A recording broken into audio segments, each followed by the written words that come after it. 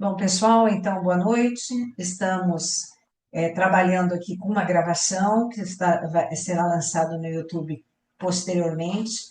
Nos desculpem, mas não pudemos fazer o lançamento por problemas técnicos, mas continuamos firmes e fortes hoje, quarta-feira, dia da tradição do yoga, com o estudo, continuidade do estudo da obra Yoga Arte da Integração de Rohit Mehta.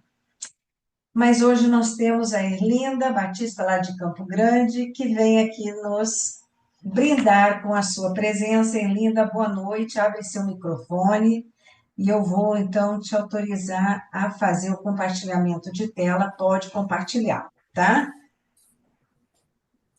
Boa noite, Graça. Gratidão pelo convite. Boa noite a todos os que estão presentes. Muito bem, eu vou compartilhar aqui os meus slides. Só um minutinho. Você não colocou ela como co-host, mestra Graça. Não precisa. Pode ir, pode seguir, Erlinda. Acho que já estão na tela, né? Vocês já estão vendo, Já certo? sim, tá ok. Então, hoje eu trato aí ah, uma breve apresentação do capítulo 6, que trata a memória purificada da obra Yoga, a arte da integração do Rohit Mehta. Eu faço para ir para diante.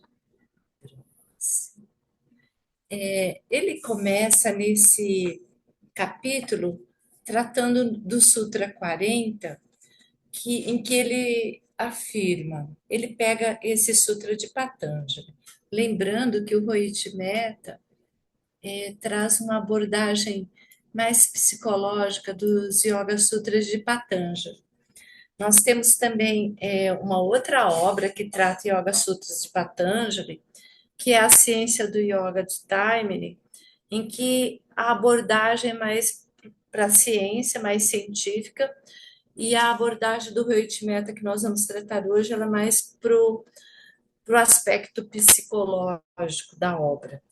De qualquer modo, o sutra é o mesmo. Na essência, nós vamos estar tratando da mensagem de cada sutra, independente de a gente estar dando um destaque mais psicológico para o sutra, ou mais científico, como é o caso do Taimini, mas a mensagem intrínseca a cada sutra, ela é a mesma, ela não muda, embora abordagens distintas.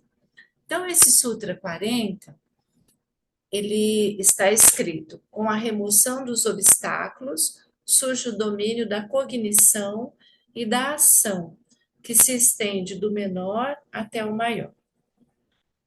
Essa remoção, o, o Rohit Mehta explica que é a remoção dos fatores condicionantes da mente. O que são esses fatores condicionantes da mente? Eles são obstáculos, eles são dificuldades que perturbam a mente, e ele fala para você remover esses obstáculos só utilizando a meditação para você chegar lá. Então, por meio da meditação, ele ainda destaca: a meditação é o único meio para liquidar os obstáculos e as obstruções. Olha, liquidar é uma palavra bem categórica, né? Ou seja, liquidar, liquidez é exterminar os obstáculos e as obstruções da mente. Então, a meditação, nesse sentido, ela tem um poder muito grande, porque ela liquida, ela acaba com os obstáculos e as obstruções da mente, com esses fatores, né, condicionantes da mente. A mente fica mais potencializada a partir dessa meditação que liquida esses obstáculos, né, que acaba, que elimina as obstruções. E por que ela fica mais potencializada? Porque ela fica vitalizada. vamos pensar na nossa mente concreta. Quando nós estamos agindo em atividade, nossa mente está o tempo todo não pensando só sobre a atividade que nós estamos realizando. A nossa mente, ela pensa outras atividades ao mesmo tempo em que você realiza uma atividade. E essa grande quantidade de ações mentais se constituem obstáculos, se constituem obstruções, e elas condicionam a nossa mente. E é por isso que uma pessoa que tem uma mente muito acelerada fica mais cansada, gasta mais energia, ao passo que aquela pessoa que já aprendeu a olhar para essa mente tão condicionada, tão obstruída, com tantos obstáculos, ou que medita, ainda que pouquinho, mas já percebeu que pode dar uma parada nesse incessante fluxo de pensamento, essa pessoa já consegue sentir, já consegue ampliar a sua visão e ela consegue, então, a partir de uma vitalidade, ampliar a visão, uma vitalidade mental. Então, a gente já vai concluindo nas entrelinhas do Sutra que remover os obstáculos, remover as obstruções é muito benéfico, porque vitaliza a mente, ela amplia a nossa visão,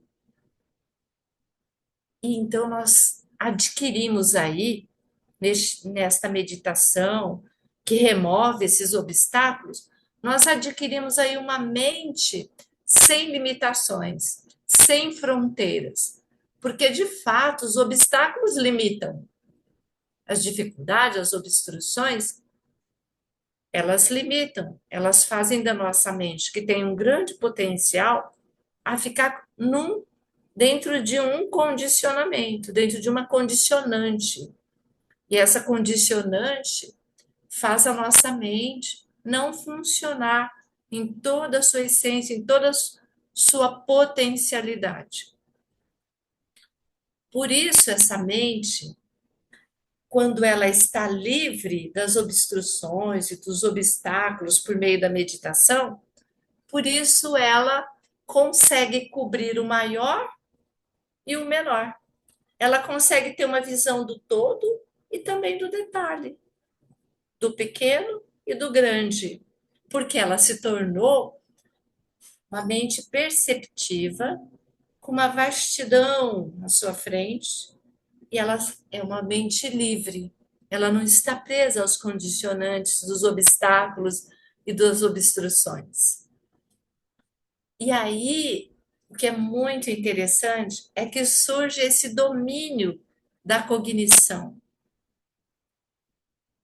E esse domínio da cognição é ele que faz com que essa mente se eleve, com que essa mente produza fora do comum. Porque na vida comum, nas ações comuns, no homem comum que não medita, as ações são limitadas porque elas vêm de uma mente limitada. Agora, aquele que medita, por meio de uma ação deliberada, de remover os obstáculos, ele torna a sua mente muito mais potente, muito mais vitalizada, mais cheia de saúde. E é claro, então fica, né, nítido como o dia que uma mente mais vitalizada, ela é mais produtiva.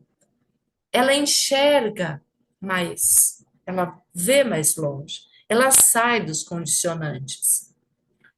Então, em síntese, observar a mente em todas as suas atividades diárias é imperativo para não só para que você consiga dominar a sua cognição e ter uma amplidão do todo, do maior, do menor, mas também para você ficar mais em paz, mais em harmonia com a sua natureza, porque na sua natureza você já tem essa potencialidade. Então é uma busca, né, pela expressão da sua própria natureza, da sua potencialidade.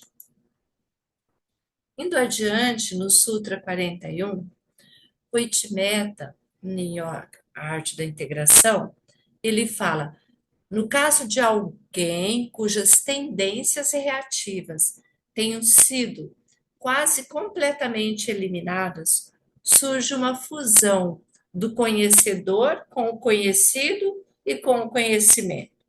Do mesmo modo que a joia transparente funde-se com a cor da superfície em que ela repousa. Isso está na página 58 do livro Yoga Arte da Integração do Hoichimé. Muito bem, aqui ele está entrando mais profundamente na questão citada no Sutra 40, referente à cognição. Nas experiências de fusão que ele menciona, há uma absoluta não dualidade. No dia a dia, nós vivemos numa dualidade.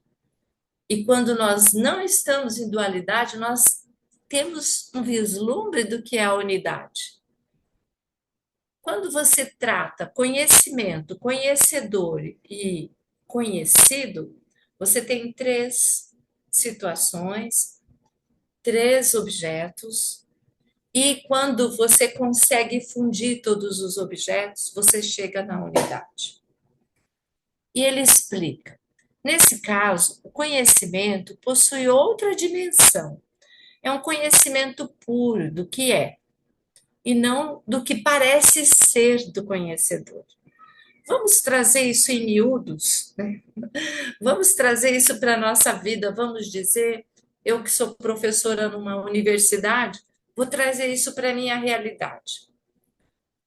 No mestrado, nós temos pesquisadores. Eu sou orientadora de pesquisas. Quando nós temos uma pesquisa, o que nós fazemos? É como se a gente, com um projeto, a gente colocasse uma lupa em cima de um problema para enxergar aquele problema, para conhecer. O conhecedor é o pesquisador. O conhecimento é a teoria que vai embasar aquela ação de um conhecedor sobre um objeto que aparentemente é conhecido, para se chegar numa conclusão. Ocorre que é muito difícil o pesquisador se fundir com o conhecimento e com o objeto conhecido. Muito difícil. É daí que surgem as dificuldades. É daí que surgem as aflições dos estudantes, dos mestrandos, doutorandos, até da faculdade, qualquer estudante. E aqui, nesse contexto de yoga, arte da integração, todos nós somos estudantes.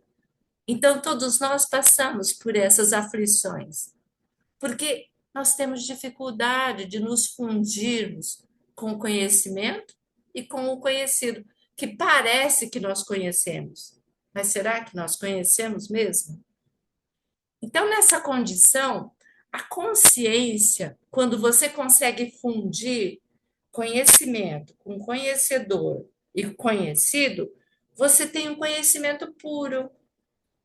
Você vai à essência do que é. Então, não é algo que parece ser, é algo que é. E nessa condição, o Hoichimeta afirma que a consciência pode ser comparada a uma joia transparente, que reflete a cor da superfície sem qualquer distorção. Ou seja, quando o conhecimento, o conhecido e o conhecedor se fundem, eles são ilustrados como uma joia que é transparente, que reflete a cor da superfície, onde a joia está pousada. Então, essa mente, ela vê as coisas como elas são. Então, não há uma relação sujeito-objeto. Não há uma relação entre o conhecido e o conhecedor. Porque a relação é transparente, porque há uma transparência, porque houve uma fusão e o mundo é como é. E aí eu me lembro de uma obra que eu estudei do Krishnamurti, chamada Mente Incomensurável. Foi publicada pela editora Teosófica em 2019. Nesta obra, o Krishnamurti diz que a ideia do vir a ser é uma ilusão, porque nós somos. E na academia se fala muito do vir a ser, né? Os professores, meus professores, quando eu fazia pedagogia, diziam: vocês estão aqui porque vocês estão no processo contínuo do vir a ser. Mas o Krishnamurti fala: nós somos. E aí, né, isso pode dar um nozinho na mente, mas fica muito fácil de entender quando nós temos consciência de que estamos em dualidade, de que nós ainda não nos fundimos. Porque quando nós nos fundimos com o objeto, com o conhecido e com o conhecimento, sim, nós somos. Então, o processo do vir a ser, ele é natural. Não há esforço, ele ocorre, ele é o fluxo da vida. E aí o Rohit Mehta dá mais alguns elementos que nos fazem refletir. Ele diz: a nossa consciência é essa joia e ela tem uma integridade de caráter. O caráter é algo que brilha, mesmo em condição de completa vulnerabilidade. Ou seja, uma consciência na qual tudo se fundiu, conhecimento, conhecedor e conhecido, você se tornou uma joia. A sua consciência é uma joia. E aí ela reflete o que é. E aí você não tem medo da vulnerabilidade de ser o que é. Porque ele diz: a mente que é livre de todas as acumulações, e de fato é uma mente transparente, ela pode se fundir com toda e qualquer coisa, e mesmo assim ela permanece transparente, ela não se contamina, porque ela é uma mente que tem um caráter de vulnerabilidade, ela não tem medo, ela não teme, mas ela tem consciência da fusão, ela está fundida, e nessa fusão, o ser é. Então, a essa mente que teme essa fusão, o Roit afirma: falta caráter. Enquanto houver dualidade de conhecedor e conhecido, o conhecimento acumulado, reunido, ele é corrompido. Então, o que nós precisamos buscar? O domínio dessa fusão. E esse domínio só ocorre por meio da meditação. Meta lembra que há três fatores que condicionam a mente. São as gunas, as propriedades da matéria. Esses três fatores são chamados tamas, que é estabilidade, rajas, que é o movimento, e sátiva, que é o equilíbrio. Então, as três propriedades da matéria. Mas ele afirma: tamas é estabilidade, mas quando se torna o centro do pensamento hábito, ou seja, nós nos habituamos com a estabilidade e não queremos mais sair disso, aí vira estagnação. Então aí deixa de ser uma característica que eleva o nosso caráter, porque virou estagnação. E aí o próximo sutra, ele vai tratar do movimento de rajas, que que é o Sutra. Eu fiz o seguinte, eu trouxe também o comentário do Taimni, tá? Só para voltar lá para vocês olharem, eu trouxe aqui, então, o comentário do Sutra 41 do Rohit Mehta, que é a abordagem psicológica, e aí eu trouxe também o que Taimni interpreta da ciência do yoga, que foi compilada por Patanjali, lá no Sutra 41, numa abordagem mais científica. Então, são poucas as palavras que são modificadas de uma obra para outra, porque na essência é o conhecimento sobre a fusão do conhecido e do conhecedor e do conhecimento. Então, no Sutra 41 da obra do Taimini, A Ciência do Yoga, está escrito: no caso de alguém cujas chitravirtis, então aqui o Taimini, ao invés de falar das tendências do pensamento, como fala o Aritmeta, aqui ele chama as tendências do pensamento de chitravirtis, ou seja, modificação da mente, modificação mental. Então, ele diz: no caso de alguém cujas modificações mentais foram quase completamente aniquiladas, aqui ele diz quase completamente aniquiladas, ou seja, elas ainda não foram liquidadas, como diz. O Rohit Mehta chama o termo de liquidadas. Aqui o Taimni fala aniquiladas. Tem o mesmo sentido. São exterminadas, tanto liquidadas como aniquiladas, é o extermínio dessas modificações da mente. Então, ele diz: no caso de alguém que isso foi quase completamente alcançado, né, esse aniquilamento, ocorre a fusão ou a completa absorção recíproca do conhecedor, do conhecimento e do conhecido. Então, ele fala de uma absorção. O Rohit Mehta destaca mais a fusão. E aí ele fala, como no caso de uma joia transparente, colocada sobre uma superfície colorida. A joia transparente, ela absorve aquela cor da superfície onde ela está. Ela se torna a cor da superfície. Então, por causa dessa absorção recíproca que o Taimini usa para ilustrar. Então, o Taimini afirma que esse é um dos sutras mais importantes de Patanjali.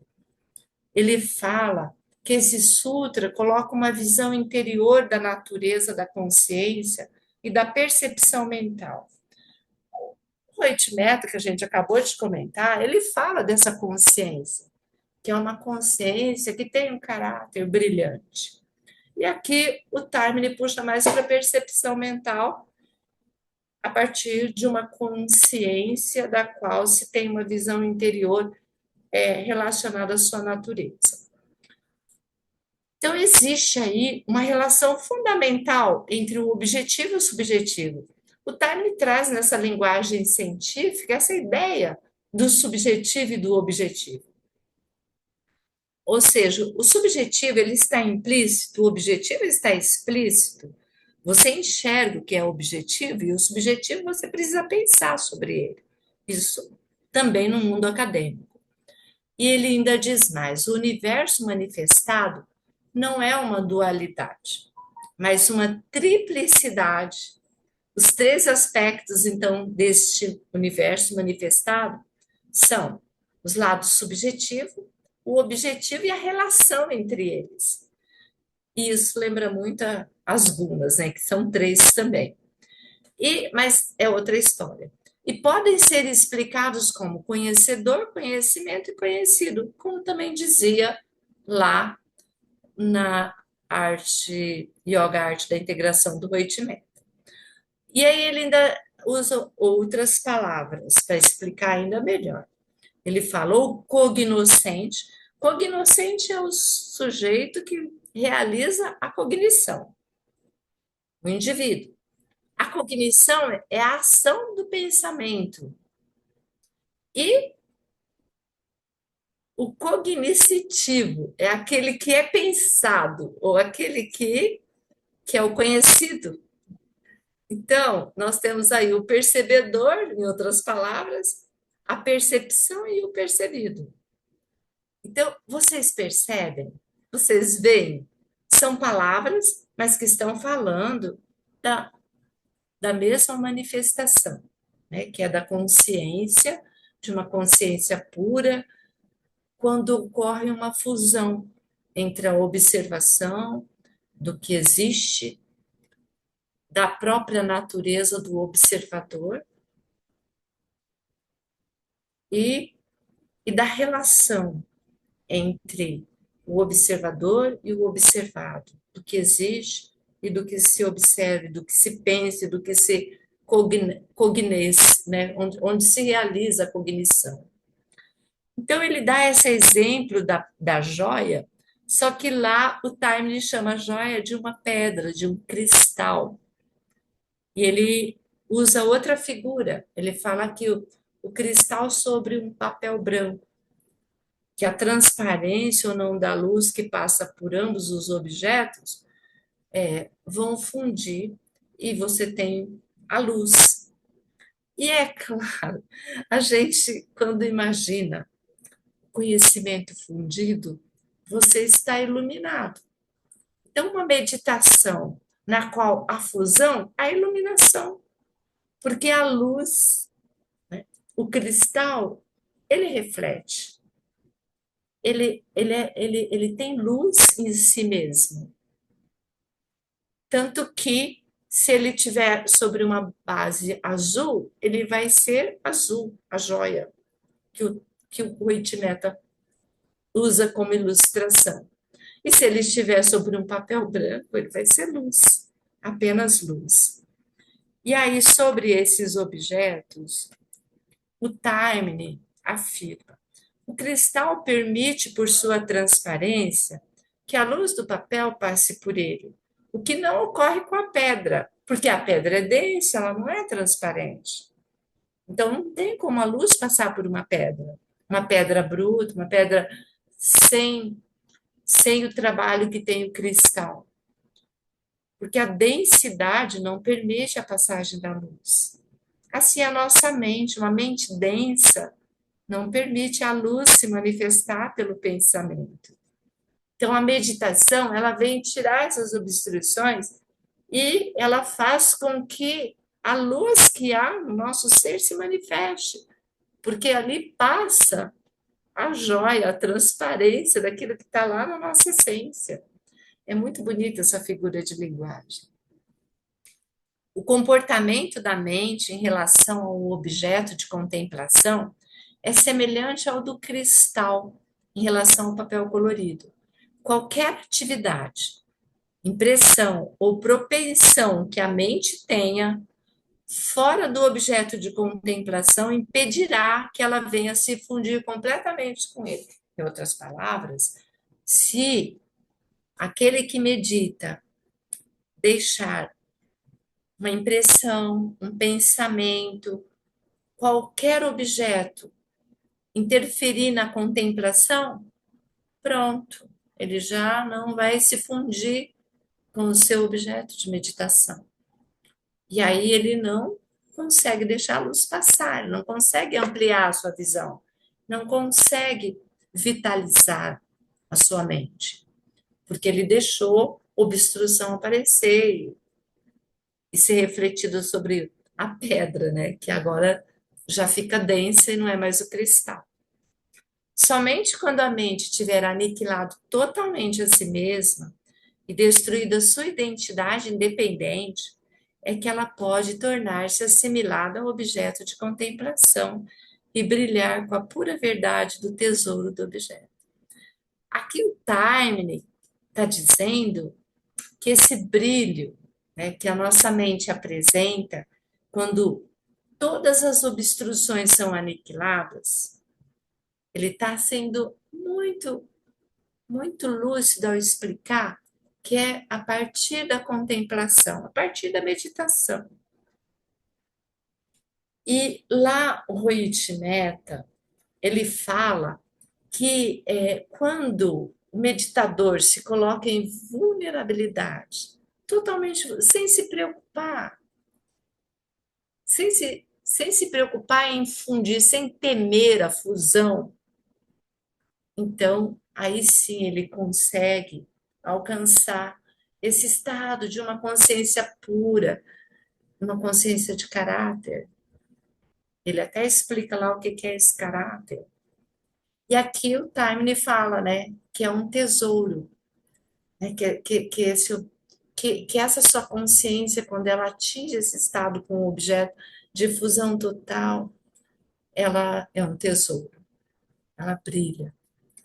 Então, eu trago ainda o comentário do Taimni, que ele lembra que para atingir é preciso, antes de meditar, praticar yama, praticar niyama. O que significa yama e o que significa niyama?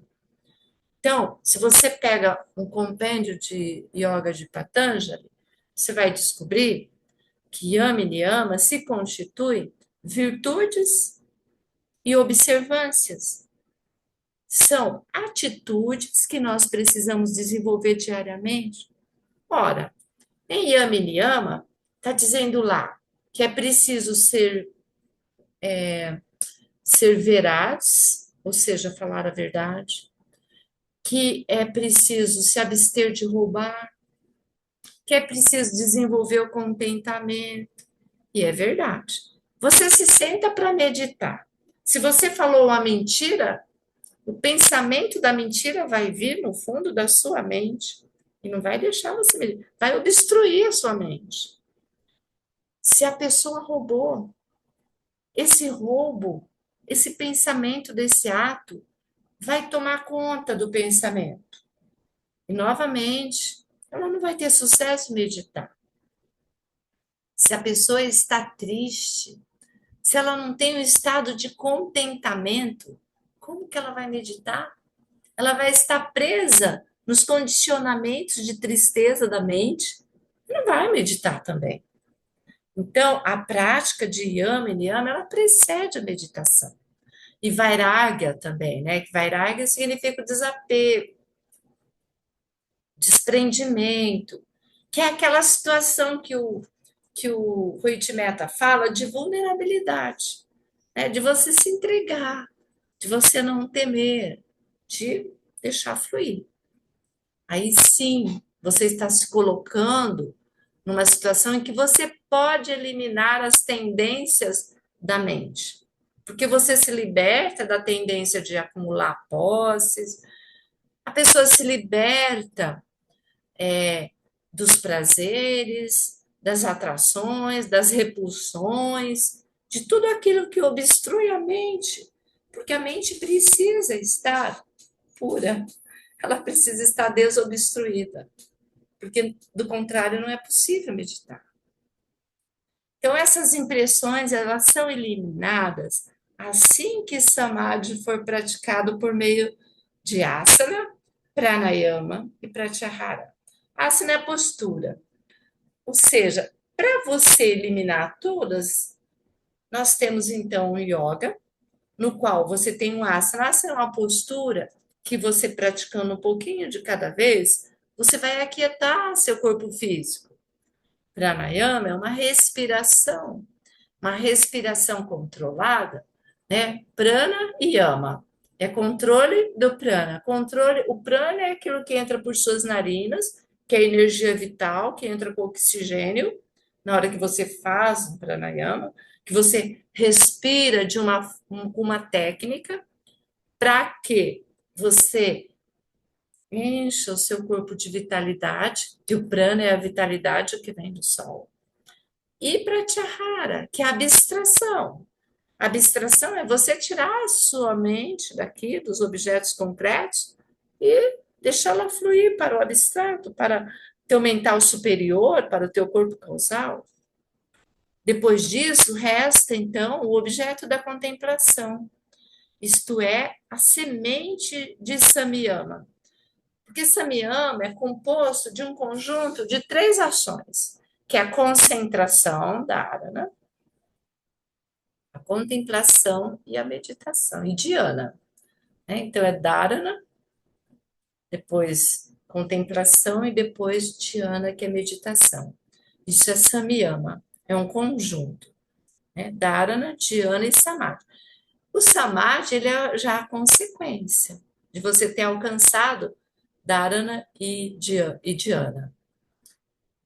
E aí sim você consegue essa passagem de um estado para o outro. Você consegue sair de uma pedra pela qual não passa a luz para uma joia que é transparente, que se funde com o teu objeto de contemplação.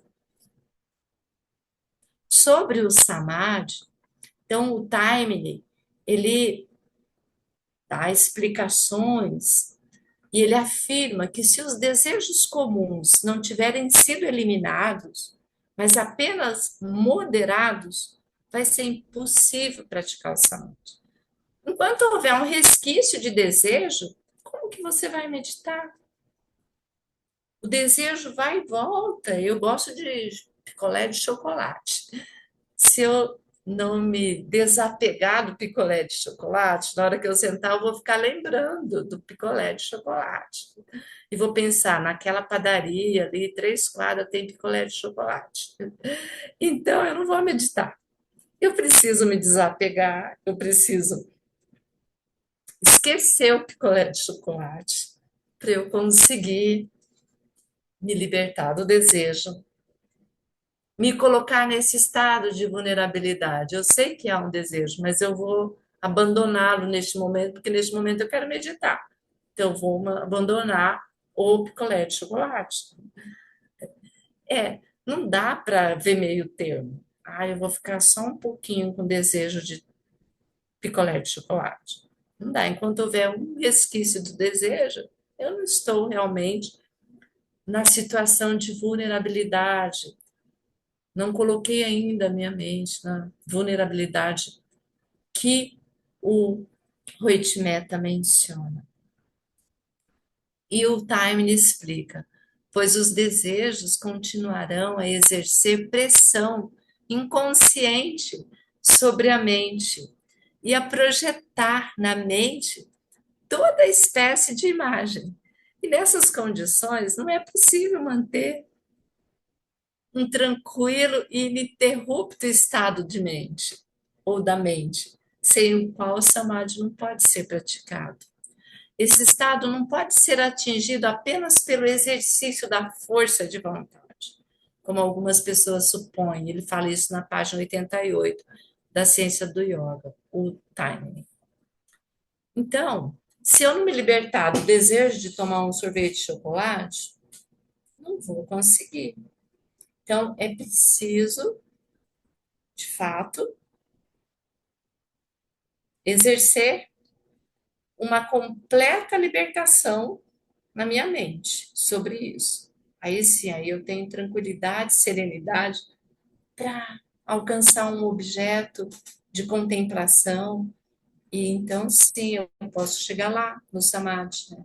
Depois que eu realizar a dharana, que é a concentração, dhyana, que é a meditação, aí eu chego no samadhi.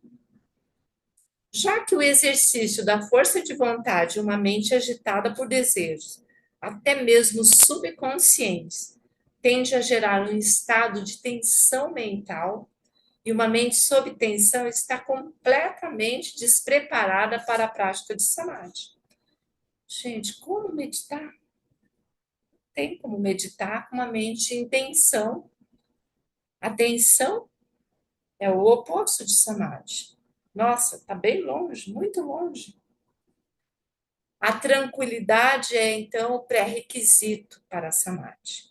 É uma condição de estabilidade da mente. A verdadeira estabilidade, ela não existe sob tensão. Alguns praticantes de yoga que não conseguem acalmar a mente e tentam o samadhi, eles ficam inquietos por não alcançarem o samadhi. E aí eles nem acreditam, né, que exista o samadhi. Tanto em Nirbija Samadhi como em Sabija Samadhi, ainda as vértices, as modificações da mente, mas elas já ficam mais enfraquecidas, mesmo porque você usa em Nirbija Samadhi uma semente, né? Nirbija é uma semente para o Samadhi, uma semente de contemplação. E Sabija Samadhi é sem semente. Tanto em um quanto o outro, ele Taimini afirma, ainda tem modificações, ainda há virtudes. Contudo, elas estão enfraquecidas, conforme o significado, seria em sânscrito essa palavra, kasina, mas ela significa, então, atenuado, enfraquecido.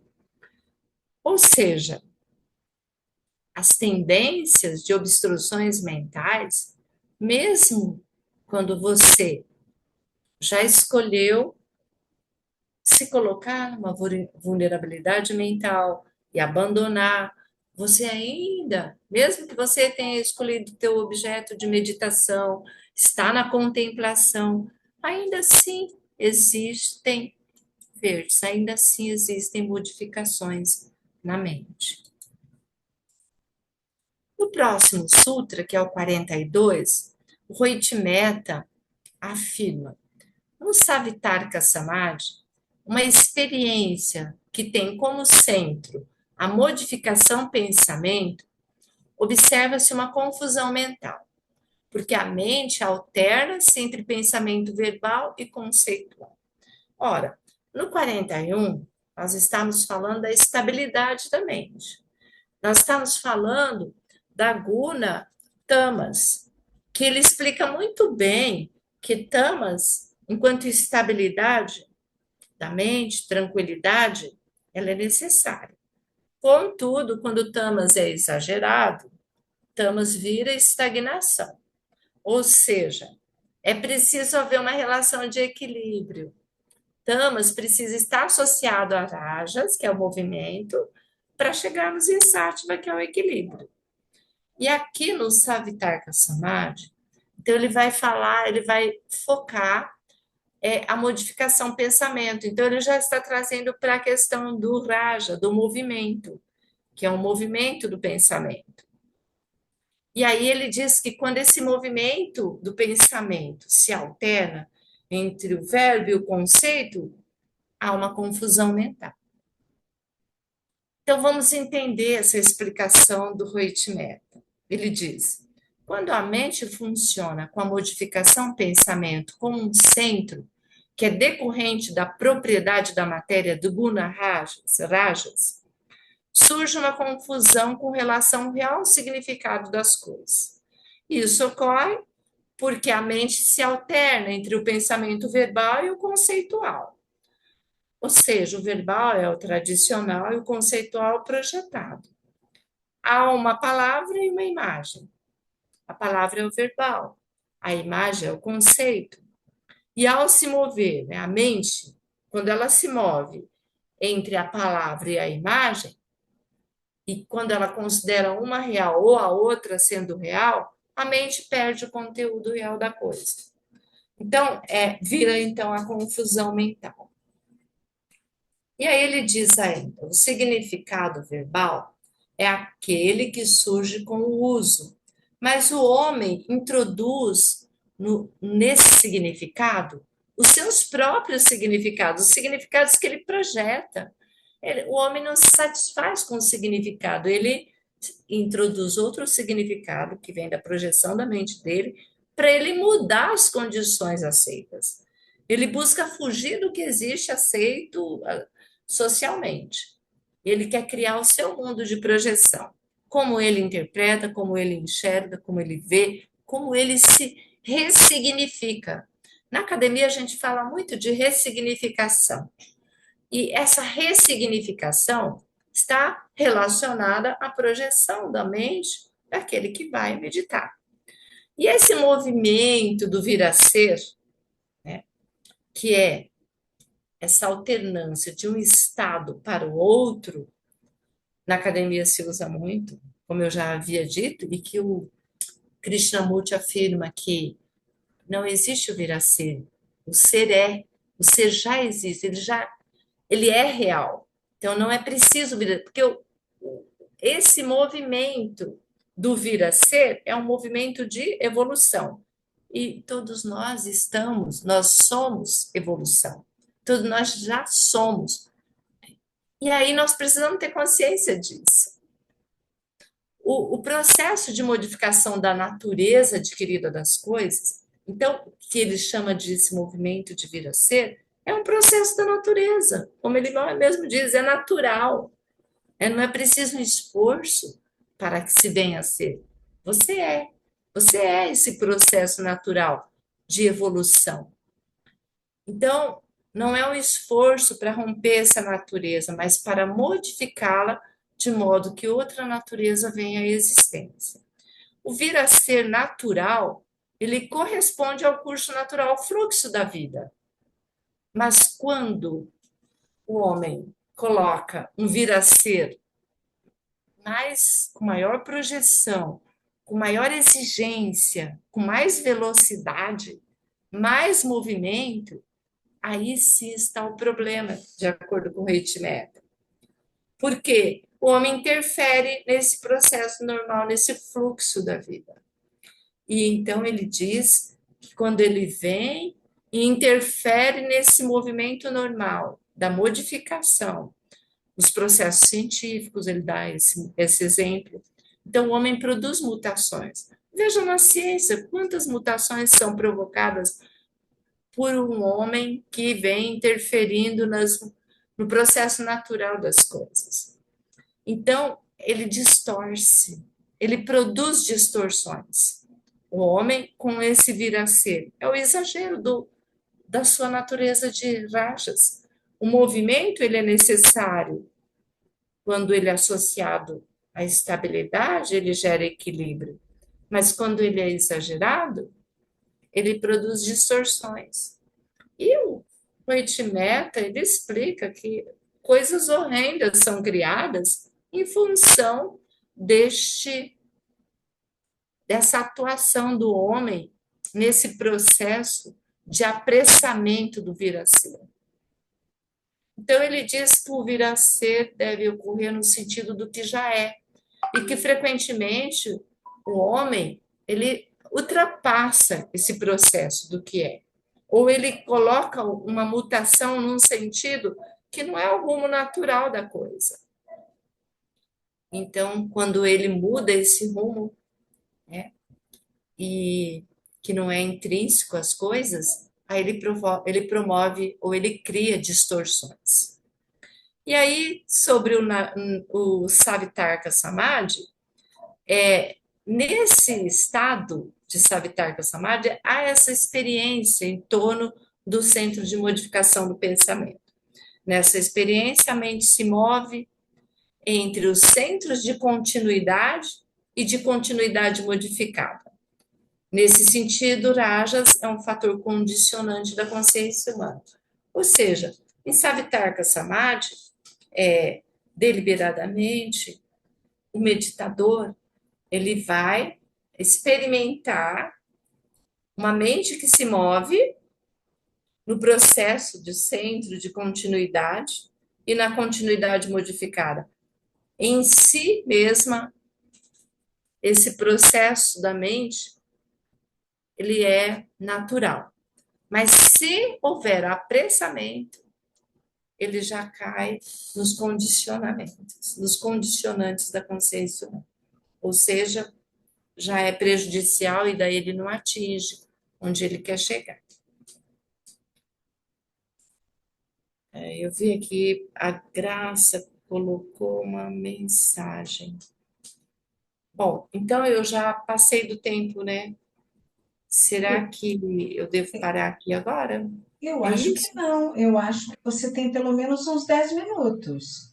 A Tá. menos que alguém gostaria de levantar a mão e fazer alguma pergunta. Isso, então eu paro um pouquinho aqui para que alguém possa fazer alguma pergunta. É isso, E então.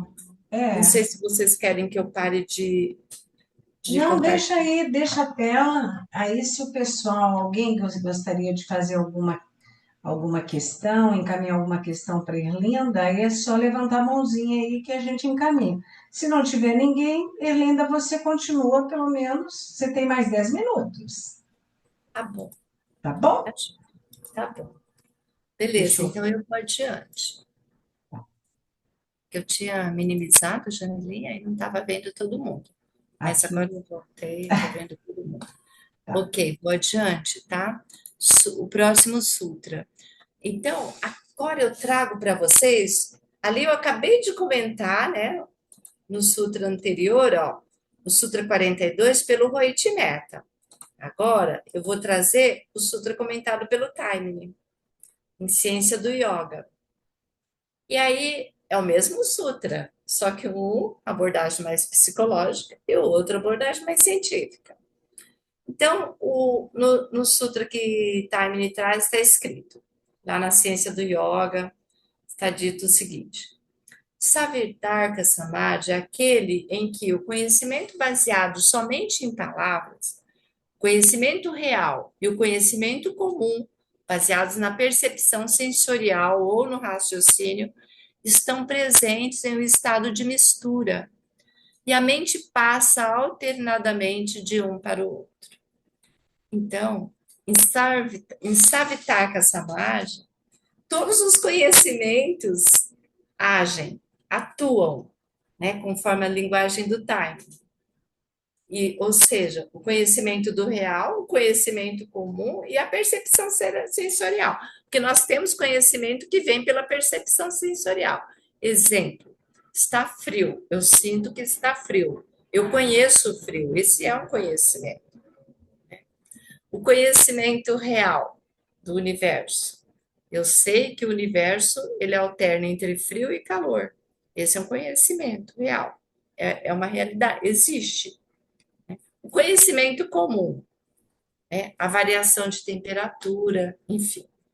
E aí, quando você raciocina, né, sobre esses conhecimentos, a sua mente ela está passando, ela está no estado de mistura e ela alterna de um estado para o outro.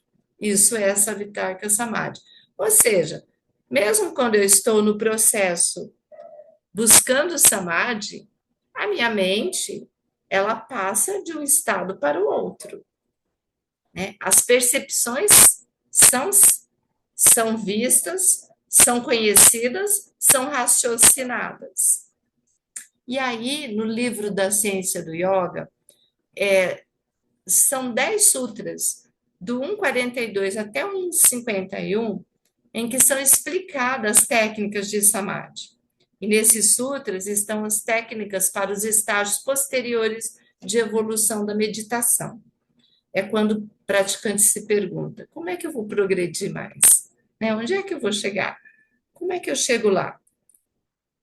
E aí o Taimini diz: Samadhi com o objetivo de domínio dos planos, primeiro objetivo, é chamado de Sabija Samadhi, ou seja, quando eu quero alcançar um Samadhi, um Sabija Samadhi, ou com uma semente, eu tenho um domínio do primeiro plano, é objetivo. Eu tenho uma semente, eu escolho deliberadamente algo para contemplar.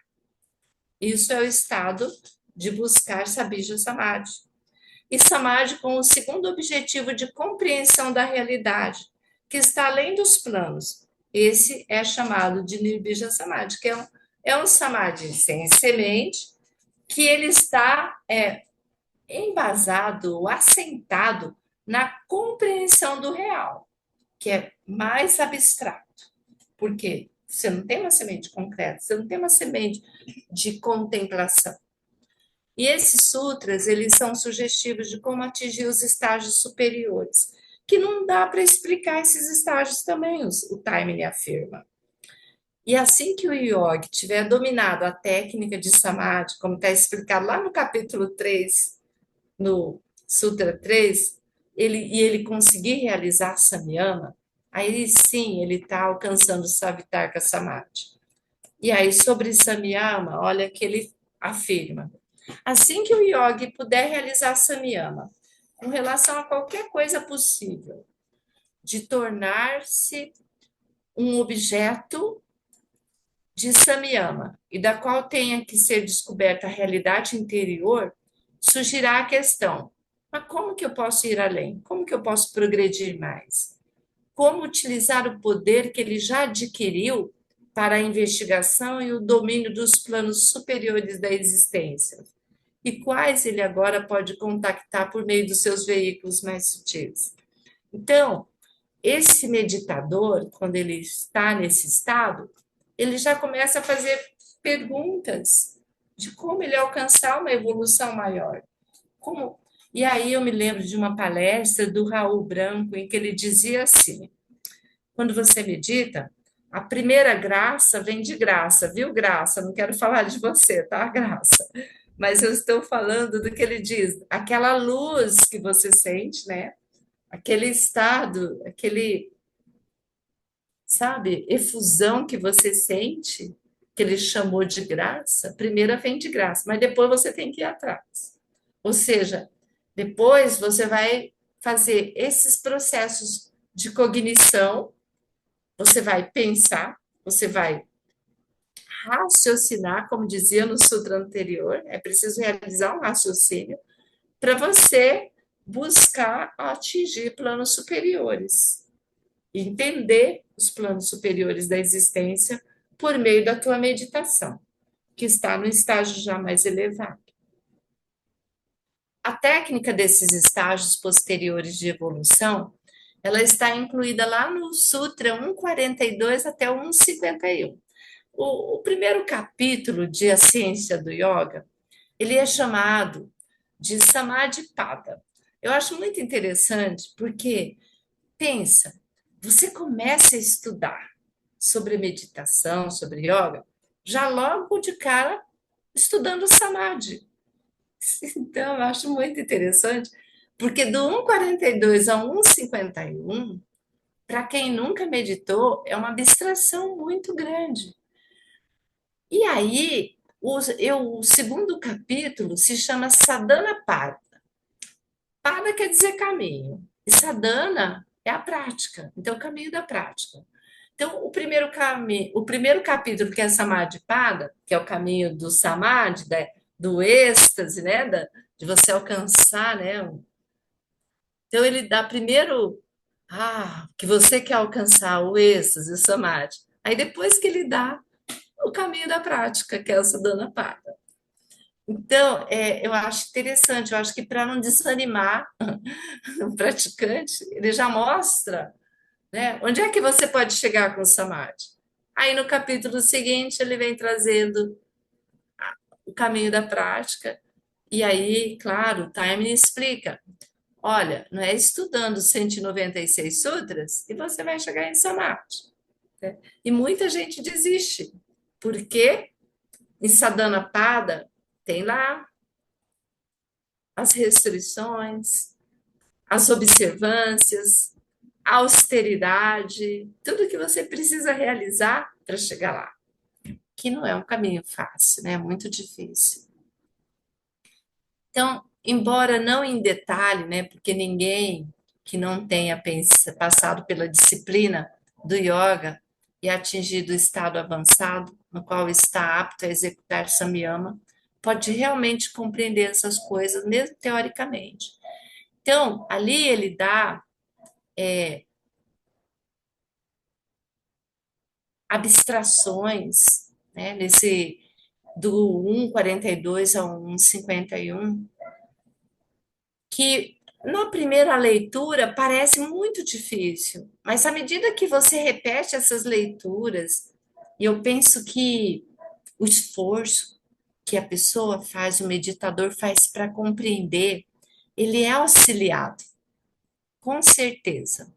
Porque nós recebemos insights, porque o tempo todo, como já dizia o Ricardo Lindemann, ao mostrar aquelas esferas de manifestação do ser, o tempo todo nós estamos em 7 planos. Então, nós habitamos o corpo físico, o corpo mental, né, o concreto, o astral, o mental superior, o búdico e o átmico. O tempo todo nós estamos em todos esses corpos.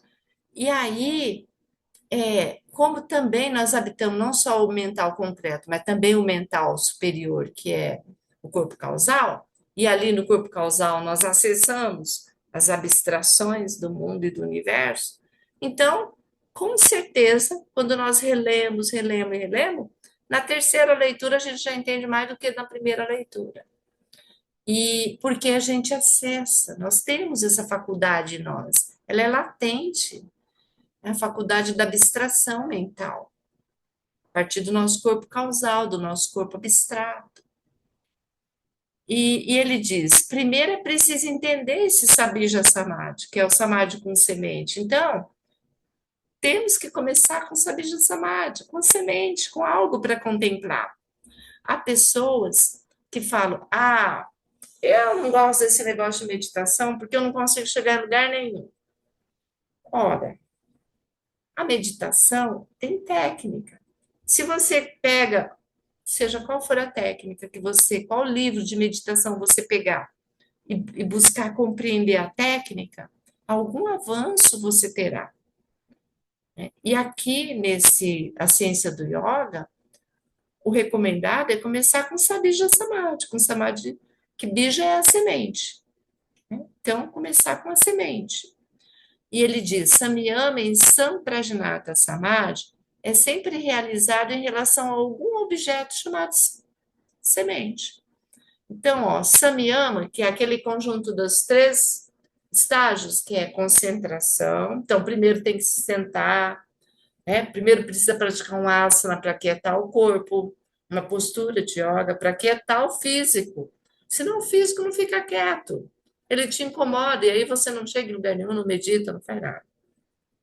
Então, precisa quietar o corpo, sentar na postura, alinhar a cabeça e o tronco. Quando você alinha a cabeça e o tronco, você está alinhando seus 7 chakras principais. A energia flui e você já sente ali essa vitalização. Porque quando a energia flui, você fica vitalizado. Então, você adquire, naquele momento que está sentado alinhado, você já adquire força, a vitalidade traz força. Você já adquire ali mais calma, já fica mais sereno, porque a respiração leva oxigênio e prana para sua mente. E isso acalma o seu campo mental, aquela movimentação constante de pensamento que nós estudamos lá no Sutra 40 há pouco. E é por essa postura, por essa ação, por esse início, é que você tem condição de aí começar a praticar dharana, que esse conjunto aí de samyama, que é composto de 3, dharana, que é a concentração, você escolhe o objeto para contemplar. Esse objeto ele pode ser Jesus, ele pode ser Buda, ele pode ser algo elevado. Você escolhe, cada um vai se sentir com maior facilidade a partir do objeto que escolher. Pode ser uma oração, pode ser um pensamento, cada um vai achar, vai encontrar a melhor semente para ele contemplar. Então, praticou a Samyama, que é Dharana, Dhyana, Samadhi. Aí você, Samyama e Samprajnata Samadhi, é sempre essa realização da relação com o objeto, com a semente. Cada estágio sucessivo de Samadhi revela à nossa consciência uma camada diferente e mais profunda da realidade do objeto. E continuando o processo de Samyama, por meio dos estágios sucessivos, nós terminamos por chegar à mais intensa realidade do objeto. Ou seja, você escolheu o objeto, você ao concentrar-se no objeto, você vai chegar na essência do objeto. E é muito interessante que quando nós começamos, nós criamos trilhas mentais. E essas trilhas, elas vão favorecer a próxima vez que você se sentar para meditar. Se na primeira vez que você se sentou 5 minutos parecia uma eternidade, na segunda vez você já criou uma trilha. E aí não vai mais parecer uma eternidade 5 minutos. Quando você praticar isso diariamente, vai chegar um momento que 1 hora se passou e você nem percebeu que passou 1 hora. Você sentado em postura de meditação. Teu corpo não reclamou, não te incomodou. E você fala, nossa, eu consegui ficar até aqui. e fora os insights que você vai receber, porque, claro, você, né, vai alcançando a realidade do objeto. Taimini chama o Sutra 142 e 143 como enigmático. Ele diz: esses são os únicos em que Patanjali dá informações sobre os processos mentais envolvidos em Samadhi. Pela aplicação de Samyama, se chega à raiz e às causas de todos os fenômenos. Como a realidade subjacente está contida na mente divina e o objetivo de Samyama e Sabija Samadhi é conhecer essa realidade divina, conclui-se que o yogi faz, o que ele faz em Samyama é mergulhar na sua própria consciência, até atingir o nível da mente divina, em que se encontra a realidade do objeto. Então, é muito interessante, é muito bonito, e não só bonito, é muito inexplicável, porque cada um vai viver uma experiência distinta nisso, é essa compreensão que você realiza cada vez maior do objeto que você escolhe. Por quê? A cada meditação, a cada processo, você vai ter insights e a sua vida começa a mudar, porque você começa a ter uma compreensão muito maior de todas as coisas. E claro que alguém que tem uma compreensão maior vai viver melhor. Então a vida aqui fica muito mais interessante quando você pratica meditação. Então essa é a minha mensagem para vocês, que meditem e não desistam diante das obstruções, diante dos obstáculos, porque é só meditando que nós vamos criar mesmo essas trilhas para que a cada vez mais nós nos conectemos, né, com a mente divina e nos manifestemos enquanto mente divina também. Gratidão. Obrigada, Erlinda, mas eu gostaria de saber se alguém quer fazer alguma pergunta. Acho que não temos perguntas. Hoje acho que o povo está inibido, né? Só porque está sendo gravado. Mas então a gente faz assim, a gente para a gravação e abre para as perguntas. Que tal, Vanê? Porque eu estou vendo que você está aí na ponta, né? Então, gente, obrigada. Desculpa por ter feito a gravação, a gente não conseguiu lançar. E encerro então nesse momento.